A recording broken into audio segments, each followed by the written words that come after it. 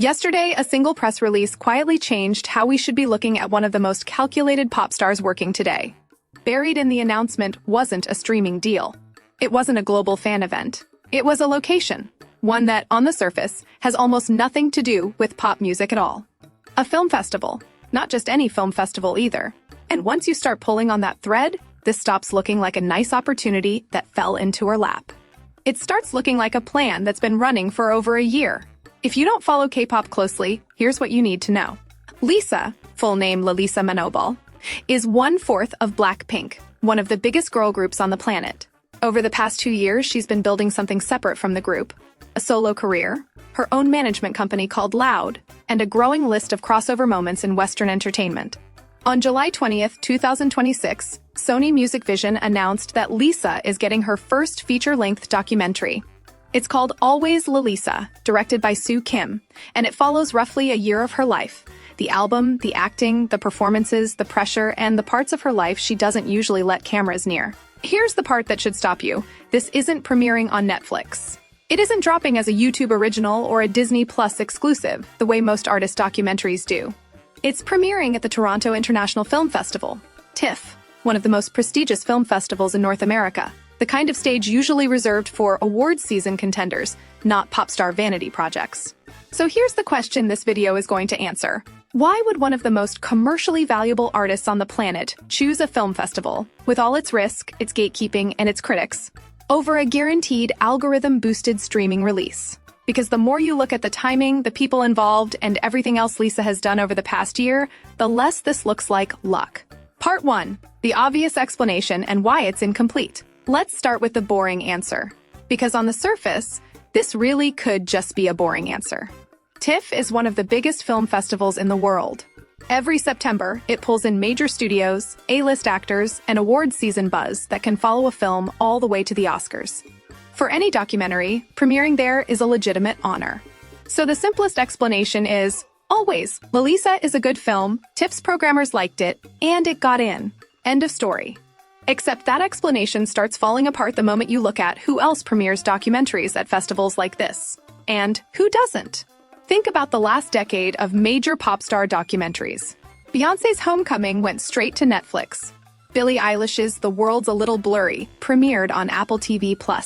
Even Blackpink's own Netflix documentary skipped festivals entirely and dropped straight onto the platform. That's the standard playbook for a global music act. Build the film, sell it directly to a streamer, and let the existing fan base drive the numbers on day one. It's lower risk, faster, and it doesn't require critics or festival programmers to sign off on anything. A TIFF Gala premiere works differently, and it's harder. Films selected for TIFF's Gala program are chosen months in advance by a small team of programmers who are, frankly, not thinking about fan engagement metrics. They're thinking about craft, narrative, and whether a film belongs next to the kind of prestige titles that get talked about deep into award season. Getting in isn't a formality. It's a curated stamp of approval from people whose job is specifically not to be swayed by an artist's existing fame. There's also the format itself to consider. A gala premiere at a festival like TIFF typically comes with the full ceremony, a red carpet, an in-person press conference, a live audience question and answer session, and entertainment trade press filing reviews within hours of the credits rolling. That's a fundamentally different kind of exposure than a streaming release, where a film simply appears inside an app and the reviews are mostly social media reactions. A festival premiere puts the film, and by extension Lisa, directly in front of the outlets whose coverage actually shapes industry perception, trade publications, film critics, and programmers from other festivals scouting what's worth picking up next. And that cuts both ways. Those are also the audiences most likely to be skeptical of a pop star's first documentary. Critics don't hand out easy passes because someone has a massive fan base. If anything, that fame can raise the bar. Choosing to premiere in a room full of people whose job is to be critical, instead of on a platform full of people who are already fans, is its own kind of statement. So here's the pattern interrupt. If the goal was simply to get this documentary in front of as many Blackpink fans as possible, as fast as possible, TIFF is arguably the wrong move. A festival run means no wide release yet. No date is even locked in for when the general public gets to see it. Fans have to wait even longer for that, which raises the real question underneath the boring answer. If a straight-to-streaming release is faster, safer, and more fan-friendly, why deliberately choose the slower, riskier, and more scrutinized path instead? That's not a rhetorical shrug. It's a decision with a cost. And decisions with a cost are usually decisions with a reason behind them. Part 2. Building the case, theory by theory. Theory 1. Controlling the first impression. Here's something people don't talk about enough with celebrity documentaries. The first reaction almost always defines the narrative that follows. And, normally, artists don't get to choose who reacts first. On a streaming platform, a documentary drops for everyone simultaneously. Casual viewers, diehard fans, critics, and skeptics, all at once, all talking about it in real time, often within hours. The narrative that forms in those first 24 hours is basically out of the artist's hands. A festival premiere works completely differently. At TIFF, the first audience is invited: critics, industry press, programmers, and other filmmakers. It's a controlled room. And because there's no immediate wide release, Lisa's team effectively gets weeks, maybe months, to see how that initial, curated reaction lands before the film reaches the algorithm-driven chaos of a full public release. Industry observers would likely describe this as exactly what it looks like: narrative control. Shape the story before the internet gets to. Think about how differently a documentary can be talked about depending on who talks about it first. If the first wave of coverage comes from film critics reviewing Always Lalisa as a documentary, discussing its craft, its structure, and its honesty, that becomes the frame everyone else inherits. Headlines get written off that first wave. Think pieces get written off that first wave. By the time a general streaming audience eventually sees the film, the conversation has often already been shaped by people whose opinions carry outsized weight in how a project gets remembered. That's a very different starting point than a same-day streaming release, where the loudest and fastest reactions, not necessarily the most considered ones, tend to set the tone. But that's just the first layer. Because prestige isn't only about who watches first. It's about what kind of project people believe this is in the first place. Theory 2. This isn't trying to be a K-pop documentary.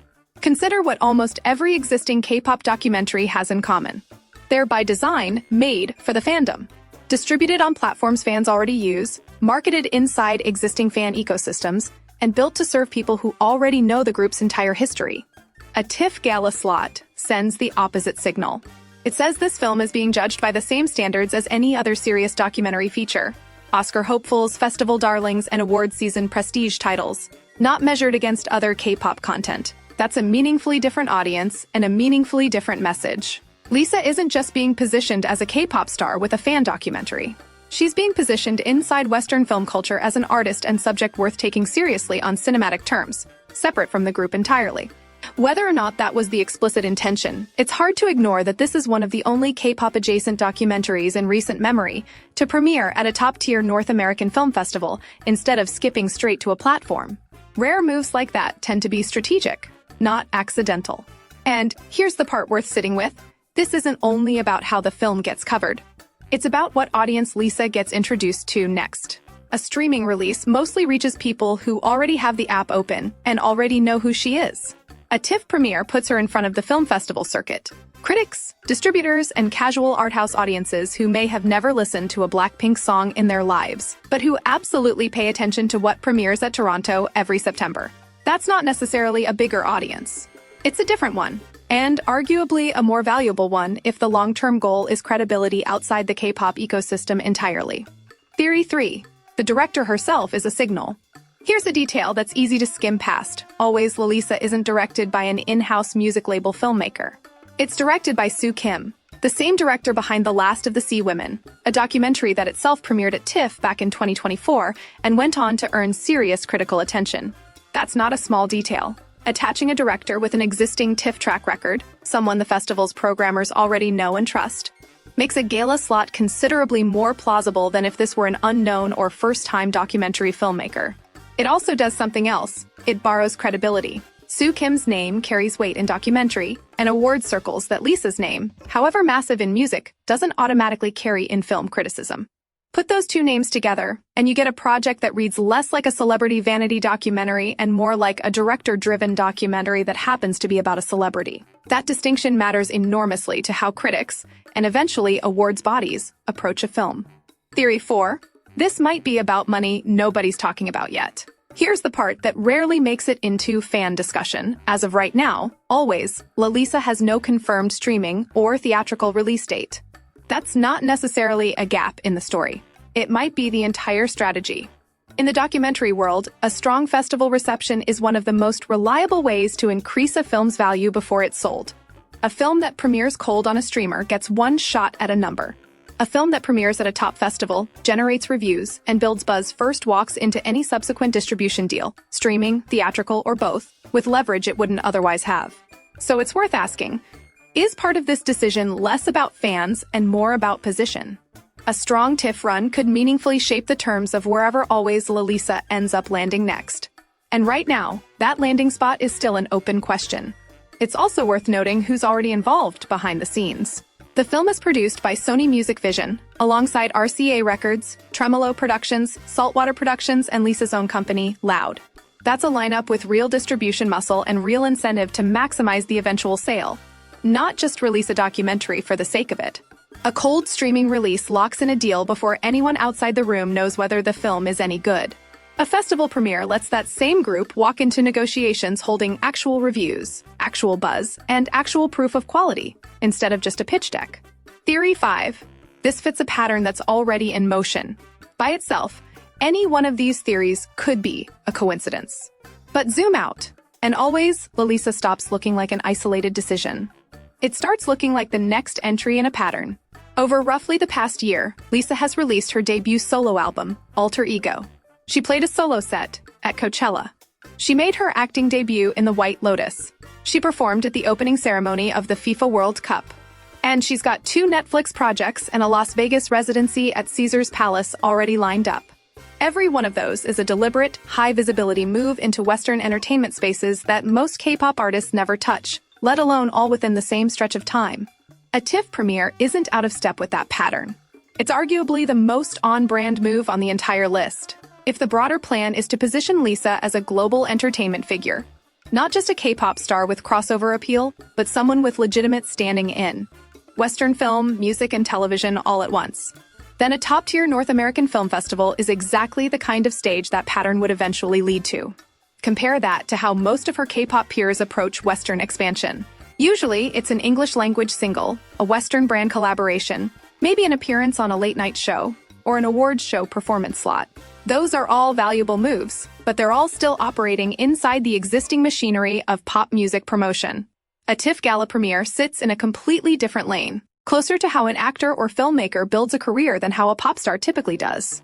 Very few artists with Lisa's level of music fame have ever tried to build credibility this way, which is exactly why it stands out as more than a coincidence. Part 3. Payoff and synthesis. So let's put it all together.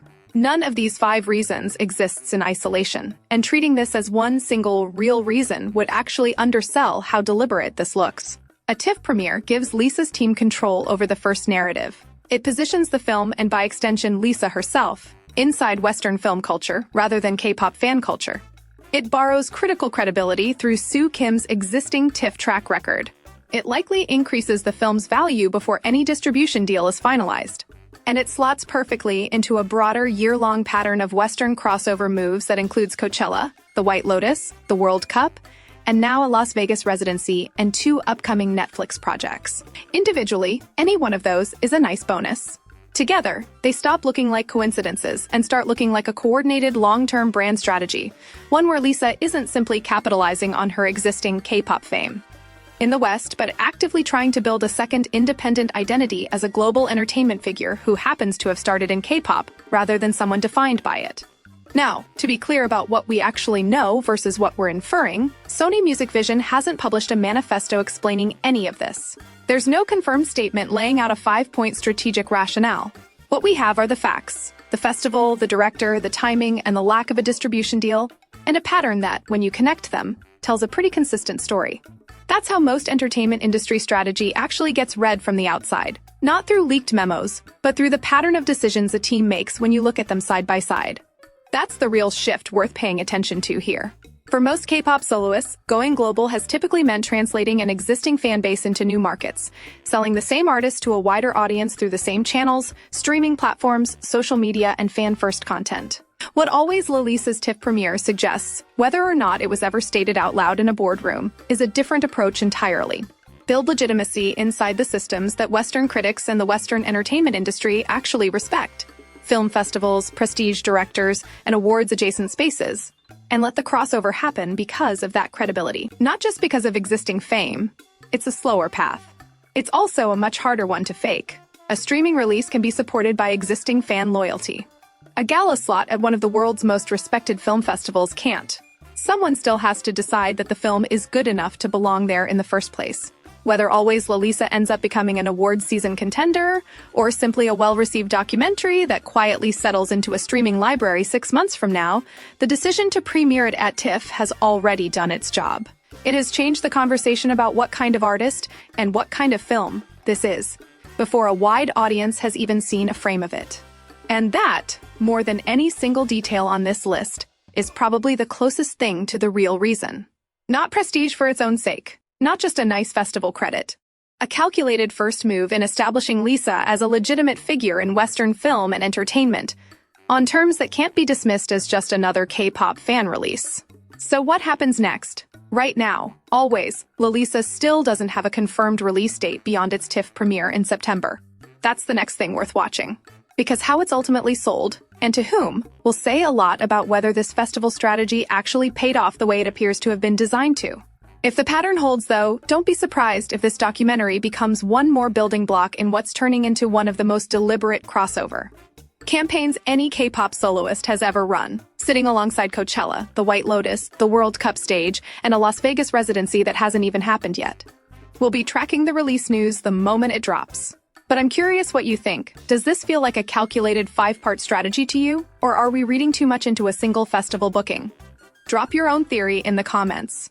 I read every single one, and some of the best angles on these videos have come straight from you.